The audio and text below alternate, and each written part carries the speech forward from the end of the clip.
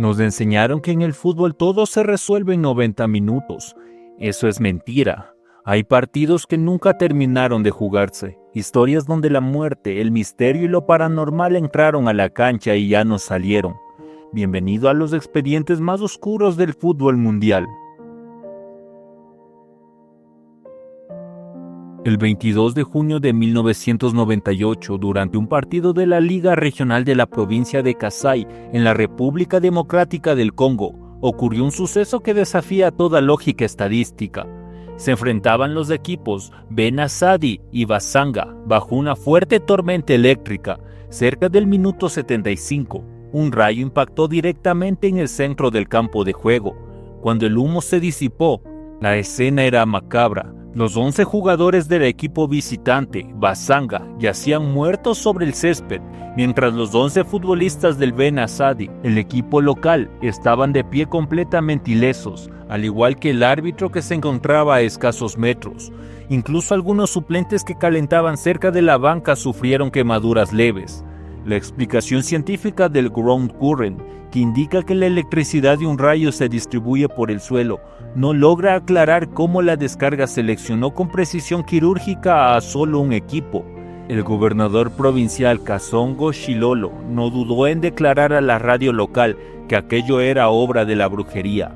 En Kasai es una práctica arraigada que los clubes visiten a hechiceros para bendecir al equipo o maldecir al rival, y el rumor de que el Benasadi había pagado por un ritual de protección se extendió inmediatamente. Jamás se realizó una autopsia ni un peritaje oficial. El caso fue cerrado, la liga se suspendió por 6 meses y el partido pasó al folclore local como la prueba definitiva de que la magia negra puede definir un marcador.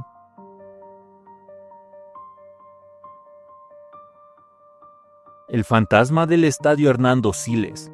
El 19 de marzo del 2014, durante un partido de Copa Libertadores entre The Strongers y Defensor Sporting en el estadio Hernando Siles de La Paz, en Bolivia, las cámaras de Fox Sport registraron un evento que sigue sin explicación. Al minuto 68, mientras el juego transcurría con normalidad, la transmisión enfocó la tribuna general y captó a una figura humanoide de color negro sólido que corría por las gradas a una velocidad antinatural. En menos de 2 segundos, la sombra recorrió cerca de 20 metros, atravesando la malla de contención y las siluetas de al menos 4 espectadores que no mostraron reacción alguna, como si la figura no tuviera masa. Lo más inquietante ocurrió después. En las repeticiones del partido, esa misma zona de la tribuna aparecía completamente vacía. Los técnicos han intentado justificarlo como un defecto de compresión del video potenciado por los 3.640 metros de altitud de La Paz que afectan a los equipos, pero la figura mantiene una forma coherente durante 18 fotogramas y parece proyectar sombras sobre los escalones. El contexto del estadio alimenta las teorías paranormales. El Hernando Siles fue construido en 1930 sobre los terrenos del antiguo cementerio general de la ciudad. Desde 1982, la Asociación de Veteranos de The Strongest tiene documentados más de 15 reportes del personal de mantenimiento sobre ruidos de pasos en vestuarios sin gente, duchas que se abren solas y la sensación constante de ser observados en el túnel. El utelero Germán Quispe declaró en 2009 al diario La Razón que a las 3 de la mañana se escuchan los toperoles en la cancha, como si entrenaran los muertos. Fox Sports nunca emitió un comunicado y el video original sigue circulando como una de las supuestas apariciones fantasmales mejor documentadas en un evento deportivo. Las premoniciones de los Busby Babes. El 6 de febrero de 1958, el mundo del fútbol se conmocionó con el desastre aéreo de Múnich. El vuelo Charter 609 de British European Airways, que transportaba de regreso a Inglaterra al plantel de Manchester United tras eliminar a la Estrella Roja en Belgrano, se estrelló en su tercer intento de despegue en el aeropuerto de Múnich. El saldo fue de 23 fallecidos entre jugadores, cuerpo técnico y periodistas. La causa técnica fue clara: la acumulación de agua-nieve en la pista impidió que la aeronave alcanzara la velocidad necesaria para elevarse. Sin embargo, el verdadero misterio de los Busby Babies no está en la mecánica del accidente, sino en la escalofriante cantidad de premoniciones que lo precedieron.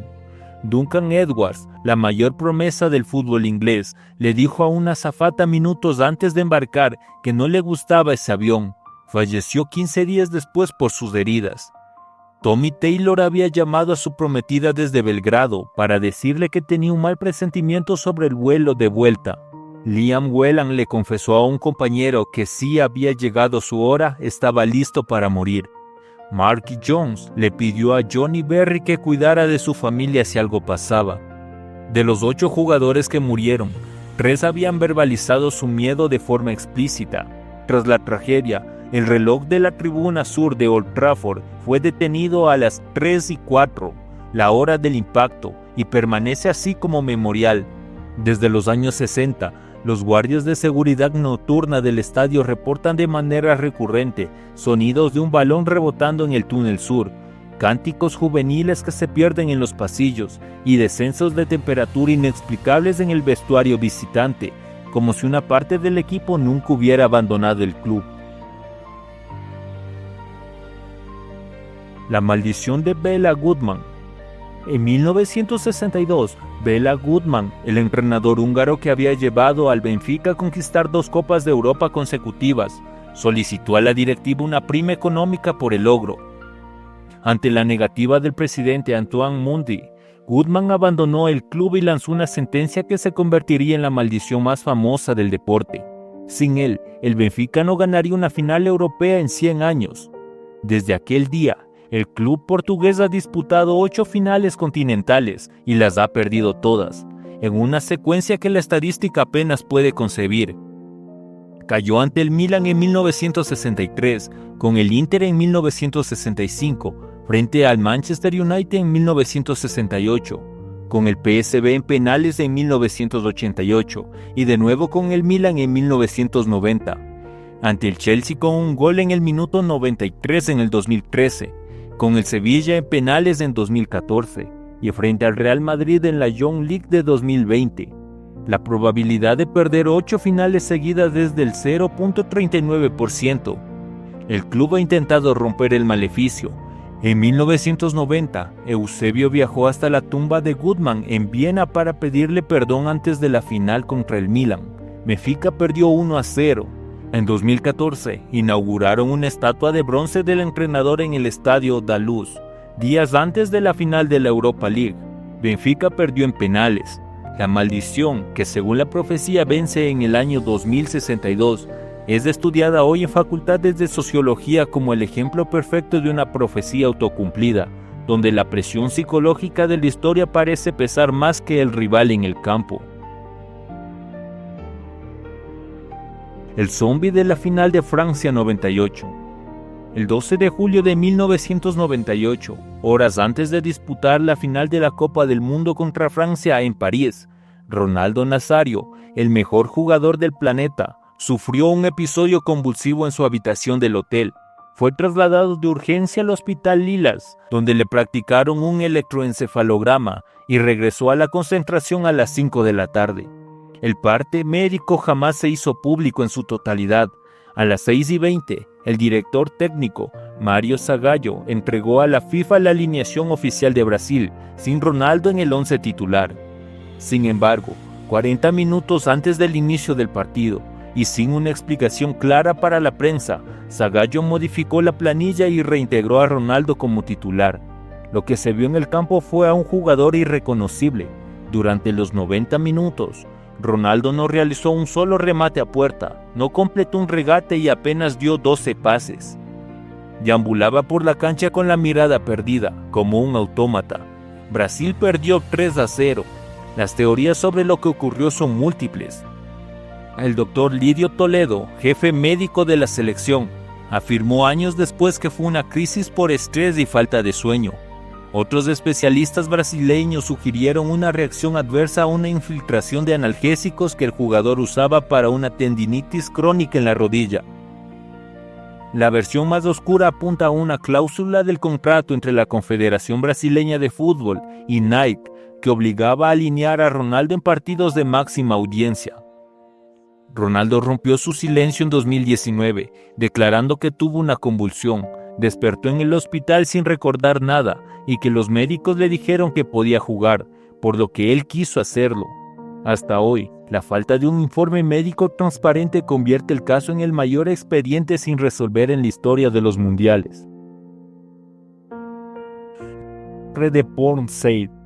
El 1 de febrero de 2012, en la ciudad egipcia de Port Said, un partido de fútbol derivó en una de las peores tragedias en un estadio del siglo XXI. Al finalizar el encuentro, que el local Al-Masry le ganó 3-1 a Al-Ahly, el club más popular de Egipto, cientos de hinchas locales invadieron el campo de juego y atacaron brutalmente a los jugadores y aficionados visitantes. El resultado fue de 74 muertos y más de 500 heridos, la mayoría por asfixia y traumatismos. Aunque en un principio se habló de violencia descontrolada entre barras, la investigación posterior y los testimonios de los sobrevivientes revelaron 3 elementos que apuntan a una acción planificada. Primero, el sistema de iluminación del estadio se apagó por completo justo en el momento en que comenzó la invasión, sumiendo las gradas en el caos. Segundo, las puertas de salida de la tribuna donde se ubicaban los hinchas de Al-Ahly estaban cerradas con candados y algunas incluso habían sido soldadas, dejando a la gente atrapada sin vía de escape. La Fiscalía egipcia confirmó este hecho en su peritaje. Y tercero, decenas de agentes de la Policía Central de Seguridad que estaban formados en la pista de atletismo no intervinieron para formar una barrera hasta 7 minutos después de iniciados los ataques. Una inacción que quedó registrada en video. El contexto político es clave para entender las sospechas. Los ultras alawí, la barra brava del Al-Ahly, fueron un grupo muy activo durante la revolución de 2011 que derrocó a Hosni Mubarak, y en febrero de 2012 el país era gobernado por el Consejo Supremo de las Fuerzas Armadas. Organizaciones como Human Rights Watch y Amnistía Internacional sostienen que la masacre fue una represalia orquestada por el aparato de seguridad del Estado contra un grupo opositor. En 2015, la justicia egipcia condenó a 21 hinchas de Al-Masry, pero ningún mando policial o político fue sentenciado. El Al-Ahly no volvió a jugar en Port Said hasta 2023, y para muchos egipcios, ese día el fútbol dejó de ser un juego. Estos fueron 6 de los expedientes más extraños del fútbol mundial. Algunos tendrán explicación lógica algún día, otros probablemente se queden en el mito para siempre. Sin embargo, forman parte de la historia de este hermoso deporte. Espero te haya gustado y nos vemos en la próxima.